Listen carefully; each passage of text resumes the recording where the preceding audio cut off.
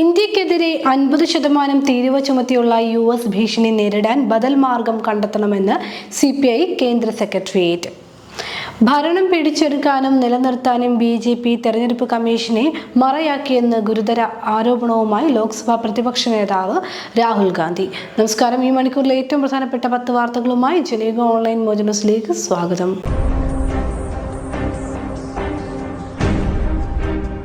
ഇന്ത്യക്കെതിരെ 50% നികുതി ഏർപ്പെടുത്താനുള്ള American president Donald ട്രംപിന്റെ തീരുമാനത്തെ അപലപിച്ച് CPI.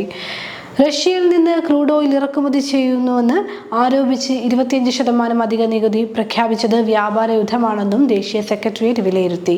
രാജ്യത്തിന്റെ സ്വയംഭരണാധികാരത്തെ വെല്ലുവിളിക്കുന്ന നടപടിയാണ് ട്രംപിന്റെ ഭാഗത്തു നിന്നുണ്ടായിരിക്കുന്നത്. US ഭീഷണി നേരിടാൻ ബദൽ മാർഗം കണ്ടെത്തണമെന്ന് സെക്രട്ടേറിയറ്റ് ആവശ്യപ്പെട്ടു. ഭരണം പിടിച്ചെടുക്കാനും നിലനിർത്താനും BJP തെരഞ്ഞെടുപ്പ് കമ്മീഷനെ മറയാക്കിയെന്ന് ഗുരുതര ആരോപണവുമായി ലോക്സഭാ പ്രതിപക്ഷ നേതാവ് രാഹുൽ ഗാന്ധി. രാജ്യത്തെ തെരഞ്ഞെടുപ്പുകൾ അട്ടിമറിക്കപ്പെട്ട കണക്കുകളും തെളിവുകളും നിരത്തിയായിരുന്നു വാർത്താ സമ്മേളനം. കോൺഗ്രസ് ദേശീയ ആസ്ഥാനമായ ഇന്ദിരാഭവനിൽ വിളിച്ചു ചേർത്ത വാർത്താ സമ്മേളനത്തിലാണ് തെരഞ്ഞെടുപ്പ് അട്ടിമറിക്കാൻ BJPയും കേന്ദ്ര തെരഞ്ഞെടുപ്പ് കമ്മീഷനും നടത്തിയ നീക്കങ്ങളുടെ ഞെട്ടിക്കുന്ന വിവരങ്ങൾ പുറത്തുവിട്ടത്. കഴിഞ്ഞ കുറേ വർഷങ്ങളായി BJP തെരഞ്ഞെടുപ്പിൽ നടത്തുന്ന ഇടപെടലുകളും അതിന്റെ രീതികളും രാഹുൽ വാർത്താ സമ്മേളനത്തിൽ വിശദീകരിച്ചു. രാഹുൽ ഗാന്ധി ഉന്നയിച്ചിരിക്കുന്ന ആരോപണങ്ങൾ ഗുരുതര സ്വഭാവത്തിലുള്ളതാണെന്നും കേന്ദ്ര തെരഞ്ഞെടുപ്പ് കമ്മീഷൻ BJPയുടെ പാവയായിരിക്കുന്നുവെന്നും CPI സംസ്ഥാന സെക്രട്ടറി ബിനോയ് വിശ്വം അഭിപ്രായപ്പെട്ടു. ഇക്കാര്യത്തിൽ ജനങ്ങൾക്ക് ഉത്തരം കിട്ടേണ്ടതുണ്ട്. രാഹുൽ ഗാന്ധി പറഞ്ഞത് തെറ്റാണെങ്കിൽ അദ്ദേഹത്തിനെതിരെ നടപടിയെടുക്കണം, അല്ലെങ്കിൽ ECI സ്ഥാനമൊഴിയണമെന്ന് ബിനോയ് വിശ്വം ആവശ്യപ്പെട്ടു. സ്വതന്ത്രവും നീതിപൂർവവുമായ തെരഞ്ഞെടുപ്പ് ജനങ്ങളുടെ അവകാശമാണ്. നരേന്ദ്രമോദി രാജ്യത്തെ നാണം കെടുത്തുകയാണെന്നും അദ്ദേഹം എക്സിൽ കുറിച്ചു. അരുന്ധതി റോയ് ഉൾപ്പെടെയുള്ളവരുടെ 25 പുസ്തകങ്ങൾക്ക് ജമ്മു കശ്മീരിൽ നിരോധനം. വിഘടനവാദം പ്രോത്സാഹിപ്പിക്കുകയും തെറ്റായ വിവരങ്ങൾ പ്രചരിപ്പിക്കുകയും ചെയ്യുന്നുവെന്നും ആരോപിച്ചാണ് ആഭ്യന്തര വകുപ്പിന്റെ നടപടി. ലഫ്റ്റനന്റ് ഗവർണറുടെ ഉത്തരവിന്റെ അടിസ്ഥാനത്തിൽ ഈ പുസ്തകങ്ങളുടെ പ്രസിദ്ധീകരണവും വിതരണവും പൂർണ്ണമായി നിരോധിക്കുകയും പലതും പിടിച്ചെടുക്കുകയും ചെയ്തിട്ടുണ്ട്. ഭാരതീയ ന്യായ സംഹിതയിലെ വകുപ്പ് 98 പ്രകാരമാണ് നിരോധനം. ഇംഗ്ലീഷിലും ഉറുദുവിലുമുള്ള കൃതികൾ ഇതിൽ ഉൾപ്പെടുന്നു. അരുന്ധതി റോയുടെ ആസാദി, AG നൂറാനിയുടെ ദ കശ്മീർ ഡിസ്പ്യൂട്ട് 1947, 2012, സുമന്ദ്ര ബോസിന്റെ Kashmir and crossroads, Ayesha ജലാലും സുഗത ബോസും എഴുതിയ Kashmir the future of South Asia, Stephen P. കോഹന്റെ കൺഫ്രണ്ടിംഗ് ടെററിസം, ക്രിസ്റ്റഫർ സ്നൈഡന്റെ ഇൻഡിപെൻഡന്റ് കശ്മീർ എന്നീ പുസ്തകങ്ങൾ നിരോധിച്ചവയുടെ കൂട്ടത്തിലുണ്ട്. ചക്രമുടി കയ്യേറ്റത്തിൽ വീണ്ടും റവന്യൂ വകുപ്പിന്റെ നടപടി. ഒരു അനധികൃത പട്ടയം കൂടി ദേവികുളം സബ് കളക്ടർ റദ്ദ് ചെയ്തു. ചക്രമുടിയുടെ തുടക്കത്തിൽ വിന്റർ ഗാർഡൻ റിസോർട്ട് സ്ഥിതി ചെയ്യുന്ന ഭൂമിയുടെ പട്ടയമാണ് റദ്ദാക്കിയത്. പട്ടയത്തിൽ പറഞ്ഞിരിക്കുന്ന സർവേ നമ്പറും LA നമ്പറും വ്യാജമാണെന്ന് കണ്ടെത്തിയതിനെ തുടർന്നാണ് ദേവികുളം സബ് കളക്ടർ ജയകൃഷ്ണന്റെ നടപടി. ഇതോടെ ചക്രമുടിയിൽ റദ്ദ് ചെയ്ത പട്ടയങ്ങളുടെ എണ്ണം 5 ആയി.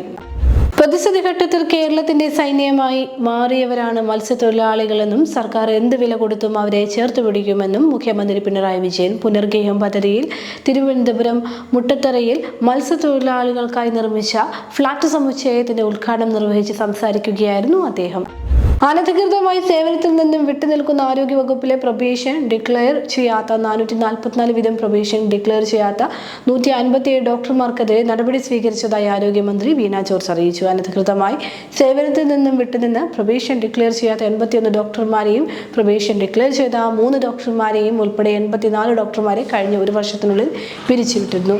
ബാക്കിയുള്ളവർക്കെതിരെയുള്ള നടപടികൾ വിവിധ ഘട്ടങ്ങളിലാണ്. മെഡിക്കൽ വിദ്യാഭ്യാസ വകുപ്പിന് കീഴിലുള്ള 51 ഡോക്ടർമാരെ കഴിഞ്ഞ ദിവസം പിരിച്ചുവിട്ടതിന് പുറമെയാണിത്.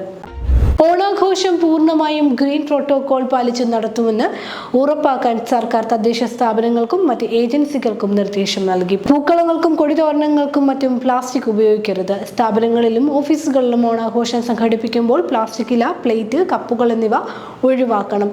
വഴിയോര കച്ചവടക്കാർ ഉൾപ്പെടെ ആരും ഒറ്റത്തവണ ഉപയോഗിക്കുന്ന പ്ലാസ്റ്റിക് കവറുകളോ കപ്പുകളോ പ്ലേറ്റുകളോ സാധനങ്ങളും ആഹാര പദാർത്ഥങ്ങളും നൽകാനായി ഉപയോഗിക്കരുതെന്നും നിർദ്ദേശമുണ്ട്. ഇക്കാര്യങ്ങൾ തദ്ദേശ ഭരണ സ്ഥാപനങ്ങൾ ഉറപ്പാക്കണമെന്നും സർക്കുലറിൽ തദ്ദേശ ഭരണ വകുപ്പ് നിർദ്ദേശിച്ചു. കൊച്ചി മെട്രോയുടെ തൃപ്പൂണിത്തുറ വടക്കേക്കോട്ട മെട്രോ സ്റ്റേഷന് സമീപത്തെ ട്രക്കിന്റെ മുകളിൽ നിന്നും റോഡിലേക്ക് ചാടിയ യുവാവിന് ദാരുണാന്ത്യം. മലപ്പുറം തിരൂരങ്ങാടി സ്വദേശി നിസാർ ആണ് മരിച്ചത്. 32 വയസ്സായിരുന്നു. ഇന്ന് ഉച്ചയ്ക്ക് 2 മണിയോടെയായിരുന്നു സംഭവം. തലയിടിച്ച് റോഡിലേക്ക് വീണ നിസാറിന് ഗുരുതരമായി പരിക്കേറ്റിരുന്നു. ഉടൻ എറണാകുളത്തെ സ്വകാര്യ ആശുപത്രി എത്തിച്ചെങ്കിലും മരിച്ചു. ആത്മഹത്യാ ശ്രമത്തിന്റെ ഭാഗമാണ് നിസാർ ചാടിയതെന്നാണ് സൂചന. വടക്കേക്കോട്ട മെട്രോ സ്റ്റേഷനിലെത്തിയ നിസാർ ടിക്കറ്റ് എടുത്തതിനു ശേഷം ആലുവയ്ക്ക് പോകുന്ന പ്ലാറ്റ്ഫോമിലെത്തി കുറച്ചുനേരം നിന്നതിനു ശേഷം ട്രാക്കിലേക്ക് ചാടുകയായിരുന്നു. ഒഡീഷയിൽ 11 വയസ്സുകാരി 1 മാസത്തിലേറെ ബലാത്സംഗം ചെയ്ത കേസിൽ സഹോദരി, ഭർത്താവ് ഉൾപ്പെടെ 3 പേർ പിടിയിൽ. പ്രതികളിൽ ഒരാൾക്ക് പ്രായപൂർത്തിയായിട്ടുമില്ല. ജൂൺ 14-നും ജൂലൈ 27-നും ഇടയിൽ വ്യത്യസ്തമായ സ്ഥലങ്ങളിൽ വെച്ച് പ്രതികൾ പെൺകുട്ടിയെ ബലാത്സംഗം ചെയ്തതെന്നാണ് കുട്ടിയുടെ അമ്മ ഖുദ പോലീസ് സ്റ്റേഷനിൽ നൽകിയ പരാതിയിൽ പറയുന്നത്. പ്രായപൂർത്തിയാകാത്ത പ്രതിയെ റൂർക്കലയിലെ ചൈൽഡ് പ്രൊട്ടക്ഷൻ ഹോമിലേക്ക് അയക്കുകയും മറ്റ് 2 പേരെയും കോടതിയിൽ ഹാജരാക്കിയ ശേഷം ജുഡീഷ്യൽ കസ്റ്റഡിയിൽ വിടുകയും ചെയ്തു. ജനയുഗ ഓൺലൈൻ മജ്‌നൂസിലൂടെ വീണ്ടും കാണാം. കൂടുതൽ വാർത്തകൾക്കും വീഡിയോകൾക്കുമായി ജനയുഗത്തിന്റെ വെബ്സൈറ്റ്, യൂട്യൂബ് ചാനൽ എന്നിവ സന്ദർശിക്കുക.